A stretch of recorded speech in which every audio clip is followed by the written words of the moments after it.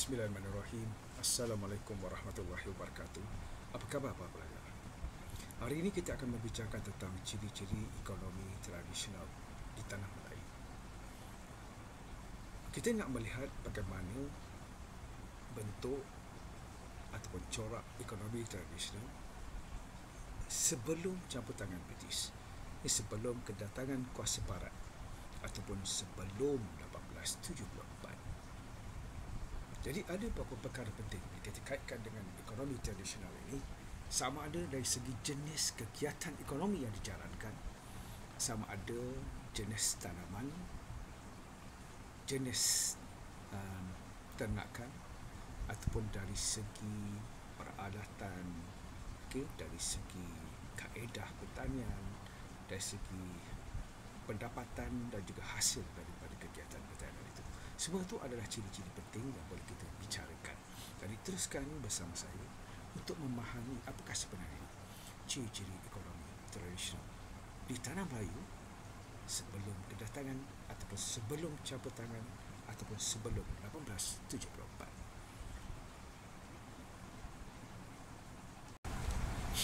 Dari segi pengenalan, bila kita lihat sistem ekonomi tradisional, bermaksud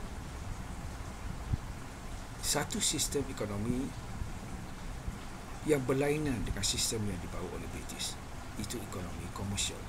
Ini dalam sistem ekonomi Melayu, masyarakat Melayu berteraskan kepada sistem ekonomi sara diri, itu tanaman ataupun kegiatan pertanian yang diusahakan untuk keperluan sendiri ataupun sara diri. Jadi cuma setelah kehadiran dan penaklukan British terhadap negeri Melayu, maka sistem tradisi ini telah bertukar kepada sistem ekonomi komersial. Ini walau bagaimanapun, sifat-sifat ekonomi komersial ini pernah juga dijalankan oleh masyarakat sebelum kedatangan penjajah barat. Cuma ianya dijalankan secara kecil-kecilan sahaja. Ini bukan dalam skala yang besar ataupun dalam memberi keuntungan yang banyak. Ini berdasarkan kepada kegiatan-kegiatan pertanian yang diusahakan. Ciri yang pertama dalam sistem ekonomi sara diri adalah sistem ekonomi sara diri. Dalam sistem ekonomi sara diri, dari segi konsepnya ialah satu sistem pertanian sara hidup. Maksudnya menjalankan kegiatan pertanian itu untuk keperluan sendiri. Jadi dalam konteks sistem ini, barangan pertanian yang dikeluarkan ialah barangan untuk kegunaan keluarga sahaja. Ia tidak berfokuskan kepada lebihan pengeluaran. Ini berbeza dengan sistem pertanian komersial yang berfokuskan kepada lebihan pengeluaran. Hal ini kerana dengan bahan pengeluaran yang berlebihan itu, usahawan yang mengusahakan boleh menjual dan mendapat keuntungan. Tetapi dalam sistem ekonomi sara diri, mereka bercocok tanam seperti menanam padi adalah untuk keperluan makanan ahli keluarga mereka. Mungkin ada sedikit lebihan saja yang dijual untuk ditukar dengan barangan yang lain. Jadi dalam menjawab persoalan ini, pelbagai faktor perlu diambil kira. Ia perlu dilihat dari segi aspek sistem kerja, sistem pemilikan tanah, sistem kenegaraan, teknologi yang digunakan, hubungan petani dengan dunia luar dan juga sumber pertanian. Jadi mengapakah masyarakat Melayu tradisi tidak menjuruskan sistem ekonominya ke arah sistem ekonomi komersial? Itu yang nak kita perbahaskan. Ini yang dalam pembelajaran pada hari ini.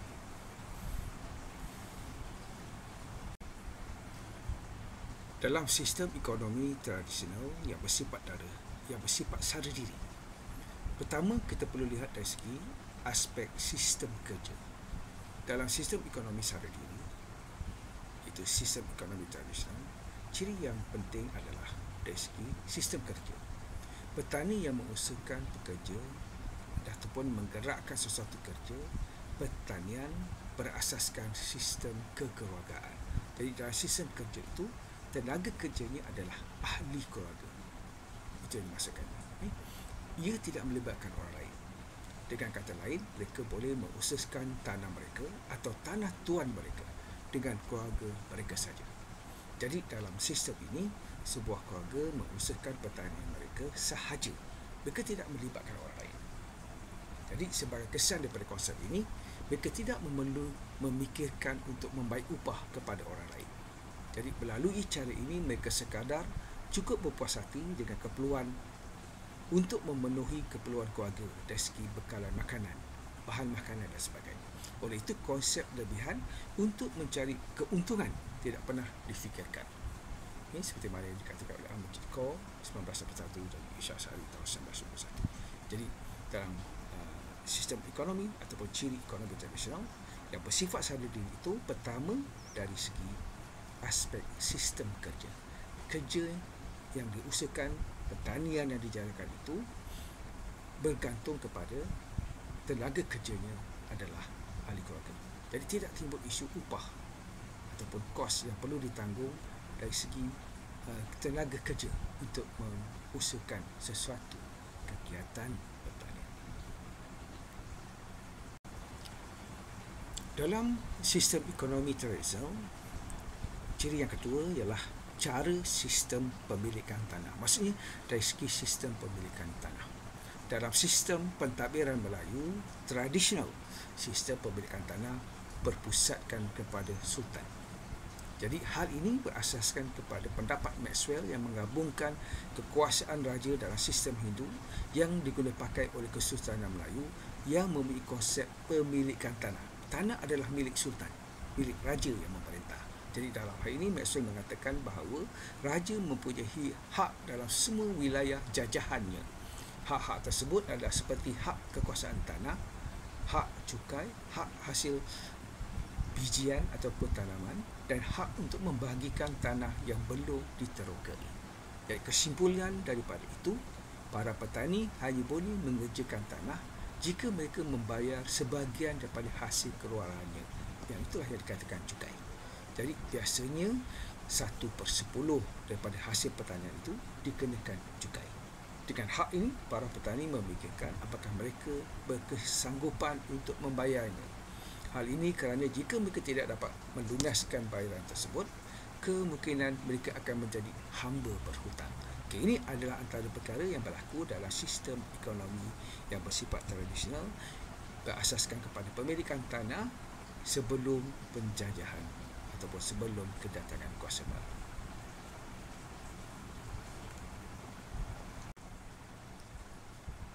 Oleh itu, sebagai mencari jalan keluar daripada permasalahan dari segi pemilikan tadi, mereka lebih rela mencari hasil-hasil hutan untuk menyara kehidupan keluarga. Hal pemilikan tanah ini lebih jelas seperti di Kelantan, di mana Clifford mengatakan bahawa rakyat Kelantan tidak mempunyai hak dalam pemilikan tanah. Mereka dianggap sebagai golongan yang memberi sumber dan hasil untuk golongan pemerintah. Walaupun kedua-dua kenyataan ini menggambarkan seolah-olah sistem pentadbiran Melayu tidak mempunyai sistem pemilikan tanah yang teratur. Ia dibantah oleh Johor dan Wan Hashim. Walaupun jika ada pun sistem pemilikan tanah dalam pentadbiran Melayu, tetapi ia mungkin tidak menjamin hak miliknya kerana sultan masih lagi berkuasa dalam menentukan pemilikan secara hakiki. Itu mengikut Ishak Sari tahun 1991. Hal seperti ini sikit sebanyak telah menjejaskan konsep mengkomersialkan pertanian di negeri-negeri lain. Okey, jadi hak milik itu menjadi isu kepada kegiatan ekonomi tradisional untuk berubah kepada sistem ekonomi komersial.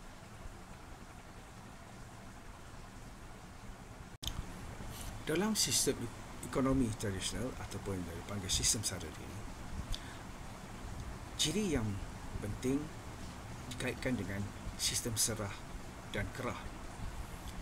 Sistem serah dan sistem kerah ini ditunjukkan melalui ilmu yang dimiliki, seperti alatan, restu maupun lambang-lambang kekuatan lain yang selalunya dihubungkan dengan ketuhanan. Ini di mana kita ketahui bagaimana caranya sultan berperanan dalam mengelengahkan kerahmatan dan kemuliaan. Selalunya kerja-kerja dalam sistem ini bukan sahaja melibatkan bidang pertanian tetapi juga merangkumi pelbagai bidang lain. Ia pula dilakukan tanpa mempunyai ketetapan yang tetap. Oleh itu, ia dapat menggerakkan rakyat untuk menyatakan kesetiaan dan ketaatannya. Untuk menunjukkan kesetiaan dan ketaatan, inilah para petani, terutamanya orang lelaki, dipaksa bekerja untuk sultan mahupun membesar. Selain daripada menunjukkan ketaksetiaan dalam corak menyerahkan diri untuk kerja-kerja sultan, para petani juga diikat dengan sistem serah. Jadi dalam sistem kerah, mereka dikerah menggunakan tenaga mereka untuk melakukan sesuatu kerja tanpa dibayar gaji ataupun upah. Dan pada masa yang sama juga mereka memerlu menyerahkan sebahagian daripada hasil dan pendapatan mereka ataupun pertanian yang mereka akan usaha itu sebagai cukai yang dikatakan tadi. Itu 1/10 daripada hasil yang diperoleh. Jadi dalam keadaan ini, para petani perlu menyerahkan sama ada lebihan hasil barangan, keperluan dan lain-lain bahan untuk sultan. Ini bagi menunjukkan kesetiaan dan ketaatan. Jadi dalam konsep ekonomi tradisional itu, sistem serah dan kerah ini sangat penting dalam mereka mengusahakan kegiatan-kegiatan pertanian di tanah yang bukan milik mereka tetapi milik sultan ataupun pembesar.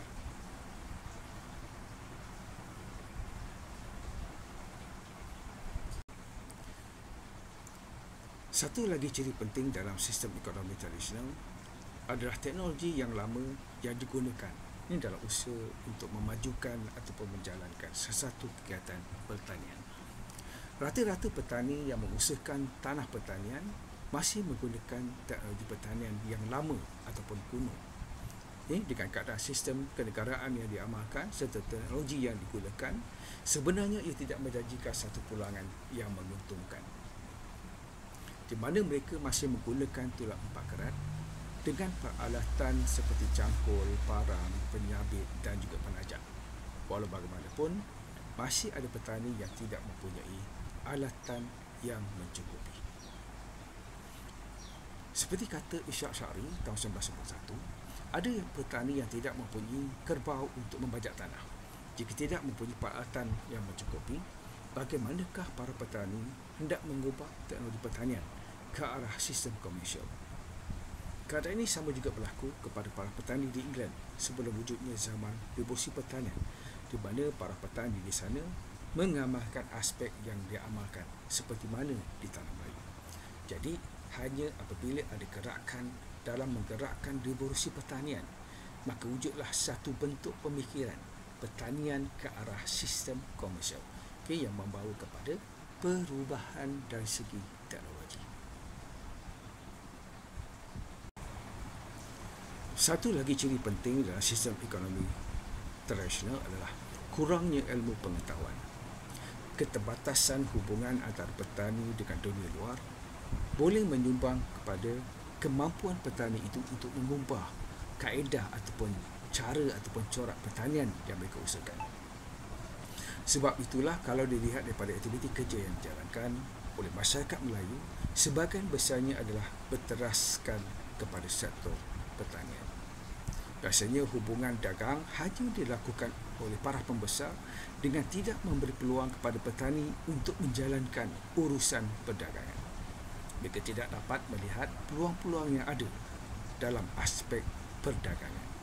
Jadi biasanya aspek ini dikuasai ataupun dibolot oleh pembesar-pembesar ataupun sultan. Keterbatasan ini jugalah yang menyebabkan orang-orang Melayu tidak dapat melihat kebaikan sistem-sistem yang cuba dilaksanakan oleh British apabila campur tangan berlaku di negeri Melayu, untuk mengubah sistem ekonomi tradisional kepada sistem ekonomi komersial. Satu lagi ciri penting ekonomi tradisional di negeri Melayu adalah hak ke atas harta yang dimiliki oleh mereka tidak terjamin. Selain itu, hak petani ke atas harta yang dicari mereka tidak terjamin. Ini berikutan daripada sistem pemilikan tanah yang menyaksikan petani tidak mempunyai hak ke atas tanah tersebut. Ini menurut Clifford, itu bekas residen British di Pahang. Ini menjadikan hasil yang didapati oleh petani menjadi sumber kepada golongan bangsawan. Ia dapat dilihat daripada kenyataan Graham yang mengatakan bahawa semua tanah pada asasnya menjadi milik pemerintah seperti yang terdapat di India dan Indonesia. Wujud juga di Kelantan. Pada hakikatnya tidak terdapat tanah yang dimiliki secara bebas di negeri ini. Jadi melalui keadaan ini, petani tidak merasakan akan terjamin usaha yang dijalankan oleh mereka dan kemungkinan juga guna yang diberikan itu boleh ditarik balik dan menjadikan mereka sebahagian daripada kerahan yang digunakan untuk sultan dan pembesar ataupun tanah tersebut diberikan kepada orang lain. Jadi ini sudah pasti tidak memberi satu motivasi dan dorongan kepada mereka untuk mengusahakan kegiatan pertanian secara komersial untuk memperolehi keuntungan yang lebih lumayan. Kesimpulan yang boleh kita buat daripada apa yang saya huraikan pada hari ini, ia berkaitan dengan sistem ekonomi tradisional yang berkaitan dengan sistem ekonomi sara diri. Dalam ciri-ciri sistem ekonomi sara diri ini yang bersifat tradisional ini, ada beberapa perkara yang telah kita bincangkan tadi. Dari segi teknologi, dari segi hak milik, dari segi ilmu pengetahuan tentang bidang pertanian yang mereka usahakan. Jadi kesimpulan yang pertama, keadaan ini telah menyebabkan para petani menjalankan ekonominya secara kais pagi makan pagi dan kais petang makan petang dengan menjalankan aktiviti pertanian. Jadi aktiviti secara kecil-kecilan ini khususnya dalam penanaman padi dengan padi huma dan juga padi sawah, mencari hasil hutan seperti buah-buahan, hutan, rotan serta akar kayu bagi ubatan tradisional. Peternakan ayam itik, menangkap ikan di sungai dengan menggunakan pancing ataupun memasang lukah yang tidak begitu produktif untuk hasil ekspor dan tidak memberi lebihan yang banyak. Dan juga kegiatan perlombongan dengan cara mendulang. Jadi usaha-usaha ini dijalankan hanya bagi menampung kehidupan dan tidak wujud satu pengkhususan kerja serta matlamat pengeluaran untuk tujuan ekspor. Itu dikatakan sebagai ekonomi tradisional. Oleh itu, pertempatan masyarakat Melayu yang banyak terdapat di pinggir-pinggir hutan dan juga sungai, kerana di situlah banyak sumber bagi mereka untuk menampung kehidupan seharian ataupun keperluan mereka dan ahli keluarga yang dikatakan sara diri.